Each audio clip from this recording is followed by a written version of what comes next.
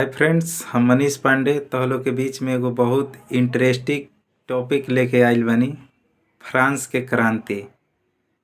France के क्रांति काहे भई रहे, ओकर मतलब का रहे, जनता आखिर फ्रांस के क्रांति काहे कइले रहे, ओइजा के राजा के ना रहे, राजा के बारे में, ओइजा के जनता के बारे में सब कुछ बताई। आखिर भइल त काहे भइल, खत्म भइल त के ना भइल, फ्रांस के क्रांति कइला के कारण का रहे, सब चीज़ के हम एगो छोटा सा वीडियो के माध्यम से बताए।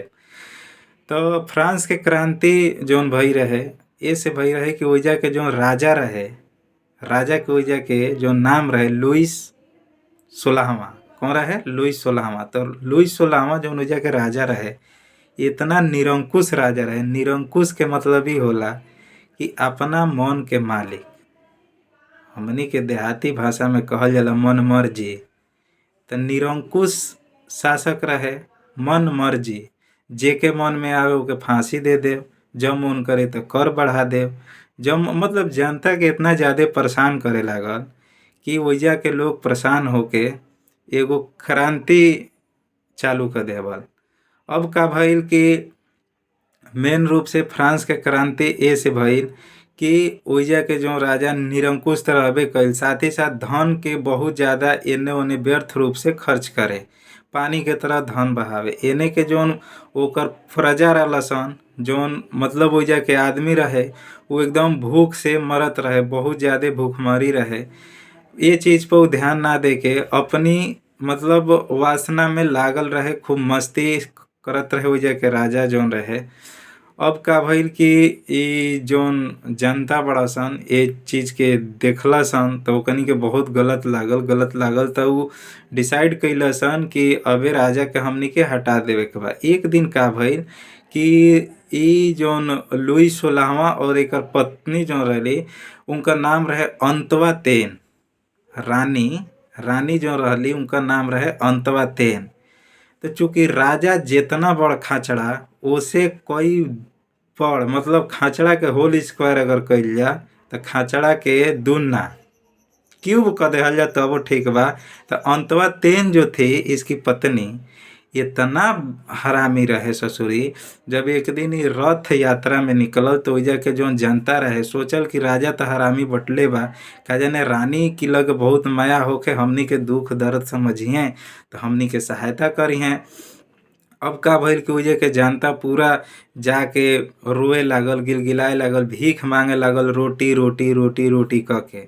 रनिया सुनलस कि रोटी रोटी रोटी, जनता आवाज देता, पूछतिया कि मतलब ई का मांगता लो। तो कहलस ओकर एगो सहेली रहे, कहतिया कि ये सब रोटी मांग रहे हैं।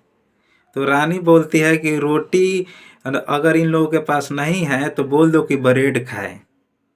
उस पगली को ये भी नहीं पता था कि ये लोग क्या मांग रहे हैं और किस लिए मांग रहे हैं। तो सोचा लो, वो रोटी के जगह पर कहते हैं कि ब्रेड खा ले लो। एजा ए लोग की लगे 1 रुपया खाए पिए के ना रहे और ब्रेड खाए के कहे। ये चीज़ पर का भइल कि बहुत ज़्यादा जनता परेशान होके कहल कि अबे राजा के पूरा उखाड़ के फेंक देवे के बा और एकरी साम्राज्य के। अब का भइल चूँकि उस समय में जौन का कहल जाला कि फ्रांस के संसद के जो सदन रहे ओके स्टेज जनरल कहल जाओ, स्टेट जनरल कहल जाओ। स्टेट जनरल 3 पार्ट में बटा रहे। पहला जो रहे वो सामान्य वर्ग के रहे, सामान्य वर्ग में बटा रहे। दूसरा जो रहे कुलीन वर्ग। कुलीन वर्ग के तात्पर्य ई होला जैसे अमीर पूंजीपति ओके कुलीन वर्ग कहल जाला। आ तीसरा जो रहे पादरी रहे। अभी चोट्टाई का करे जो ओइजा के राजा रहे, ई का कइल चालू कइलस कि जितना भी कर लगावे कुलीन वर्ग और पादरी वर्ग के छोड़ के जितना भी टैक्स होखे, कर होखे, उ जनता पे लगावल चालू कर देहलस। अब ऐसे जनता जौन बा कि मतलब विरोध करे कर, विरोध करके उ सदन से उठ के भाग गई। तो वो सदन के रद्द करके ई जौन लुई 16वां रहे, उ कहलस कि मतलब जौन भी राजा के खिलाफ आवाज उठावता, ठीक बा, सदन में, ओके हमनी के कहाँ रखल जाई, तो लेफ्ट साइड के कह देलस वाम दल, वही के कहल जाला वाम दल, मानो विरोधी। विरोधी जेने बैठी उ साइड रही लेफ्ट साइड, ओके वाम दल कहल जाला। ठीक बा। ओकरी बाद का भइल कि वजह से उठ के भाग गइलस। ओकनी पे एगो कर लग गई, नया नया एगो कर लगा देलस। एकनी के दोनों पर ना लगैलस, ओकनी पर लगा देलस सामान्य वालन पर। अभी खिसिया के का भइल कि चल गइलसन कहाँ, टेनिस कोर्ट में। टेनिस कोर्ट मतलब जहाँ टेनिस खेलल जाला, ओइजा जौन ओकर खेले वाला मैदान होला ओके कोर्ट कहल जाला। त टेनिस कोर्ट ओथ के संबंध पूछेला एग्जाम में कि कहाँ से बा, तो फ्रांस के क्रांति से बा। त टेनिस कोर्ट ओथ मतलब होला शपथ। इ का कैलस, सब कोनो मिल के शपथ लेहलसन। शपथ लेहला के बाद अभी शपथ लेलस कि राजा के एइजा से हटा देवे के बा। अब का कैलस कि लुई 16वां जो रहे बहुत खचरा रहे, सगरों के ले जाके वास्टिल दुर्ग में ले जाके सबके कैद कर देलस। वास्टिल दुर्ग जो रहे वो बेरा के बहुत बड़ा एगो किला रहे जो जेल के रूप में उ रहे। वो दुर्ग के खासियत ई रहे कि ना ओइमे से केहू हेल के भाग सकेला आ ना ओकरा के केहू तोड़ सकेला।